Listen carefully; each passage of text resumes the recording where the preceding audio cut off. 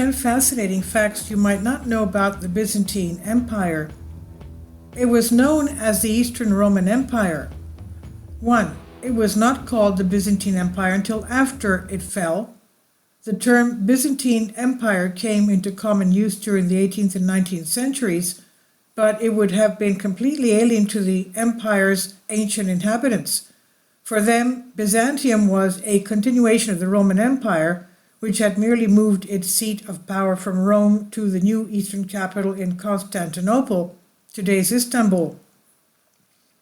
Though largely Greek-speaking and Christian, the Byzantines call themselves Romani, or Romans, and they still subscribe to Roman law and reveled in the Roman culture and games. While Byzantium later developed a distinctive Greek-influenced identity, as the centuries wore on, it continued to cherish its Roman roots until its fall. Upon conquering Constantinople in 1453, the Turkish leader Muhammad II, he was only 18 years old when he conquered Constantinople, even claimed the title Caesar of Rome. 2. Constantinople was purpose-built to serve as an imperial capital. The early origins of the Byzantine Empire date to 324 AD, when the Emperor Constantine, who gave the name to the city Constantinople, abandoned the decaying city of Rome and moved his court to Byzantium, an ancient port town strategically located on the Bosporus Strait separating Europe and Asia.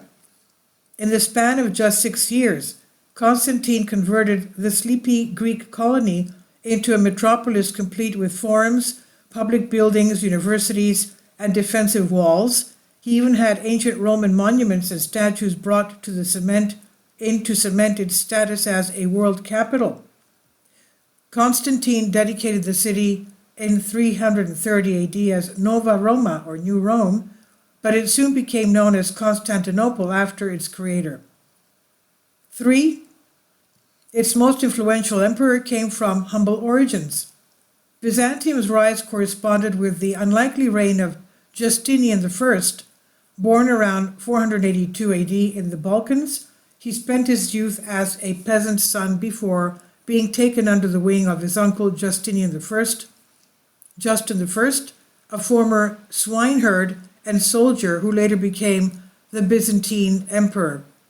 Justinian succeeded Justin in 527, and while he always spoke Greek with a bad accent, a sign of his provincial origins, he proved to be a natural ruler. During nearly 40 years on the throne, he recaptured huge swaths of lost Roman territory and launched ambitious construction projects, including rebuilding Constantinople's Church of Holy Wisdom, Hagia Sophia, a domed church now considered one of history's greatest architectural achievements. Perhaps most important of all, Justinian was responsible for compiling Roman law into the Corpus Juris Civilis, a compendium of jurisprudence that forms the bedrock of many modern legal systems. 4. A riot by chariot racing. Hooligans nearly brought the empire to its knees. Just as modern sports franchises have die-hard fans, Byzantine chariot racing had its blue and greens, a pair of fanatical and often violent supporters, groups named for the colors worn by their favorite teams. These ancient hooligans were sworn enemies, but in 532, discontent over taxation and the attempted execution of 2 of their leaders saw them band together in a bloody insurrection known as the Nika riots. For several days, the blues and greens ran amok through Constantinople, burning buildings and even trying to crown a new ruler.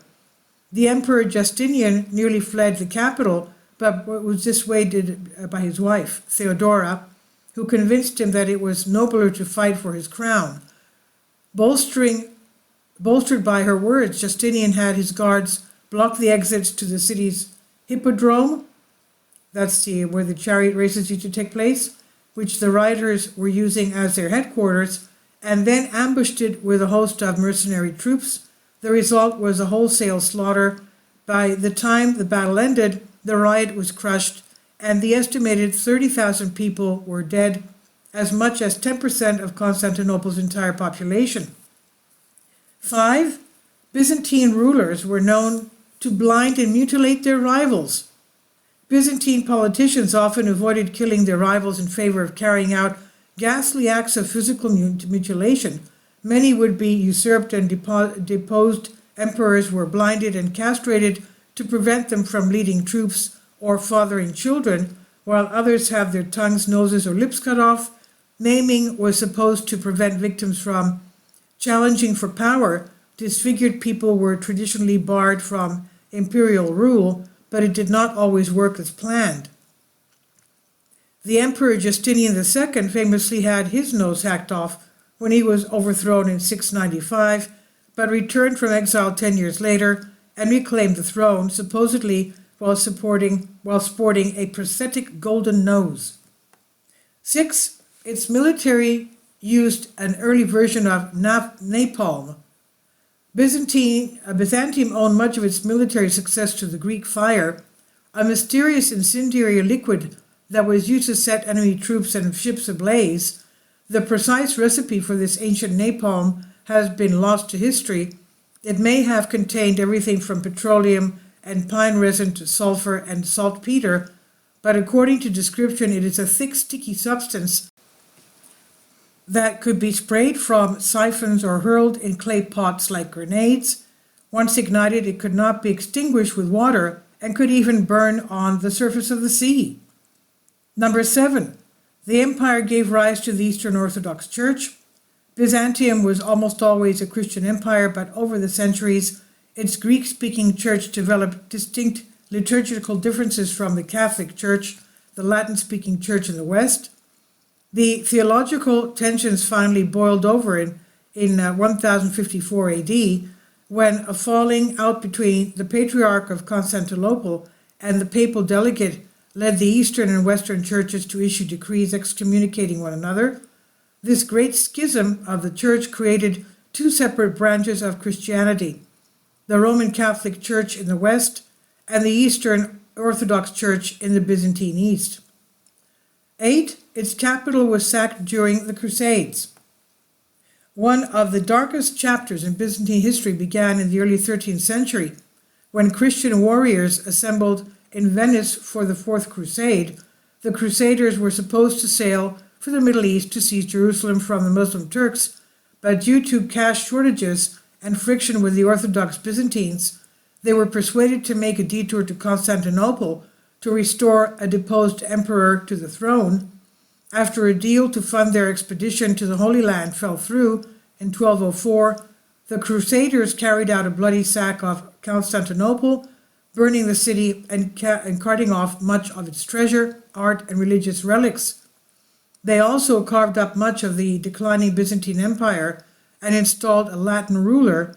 While the Byzantines later recaptured Constantinople in 1261, the empire would never regain its former glory. 9.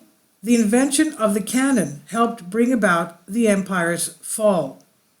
Constantinople's towering city walls kept invading Goths, Persians, Russians, and Arabs at bay for centuries, but they proved to be no match for changing military technology.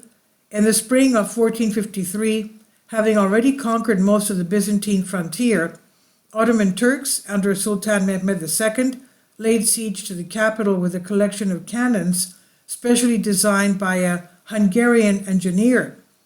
After bombarding Constantinople's defenses for several weeks, the Ottomans blasted a breach in the wall on May 29. Among the many killed was the last Byzantine Emperor, Constantine XI, who supposedly stripped off his royal regalia and cried out, "The city is lost, but I live," before charging into battle. With the fall of its once mighty capital, the Byzantine Empire crumbled after more than 1,100 years in existence. 10. The Byzantines preserved many of the writings of ancient Greece. The writings of Greek thinkers such as Plato, Ptolemy, the Galen might have been lost to history if not for the Byzantine Empire. It has been estimated that of all the ancient Greek manuscripts that survive today, more than 2/3 were handed down by the Byzantines. And this is from history.com on Protothema. Please leave your comments. Thank you for your support. Kindly support my Patreon account. The daily posts are 5 videos daily, and they are totally different from what I have on my YouTube channel. Thank you so much for your support and that you find all my content so interesting. You'll find the Patreon account details in the description box below.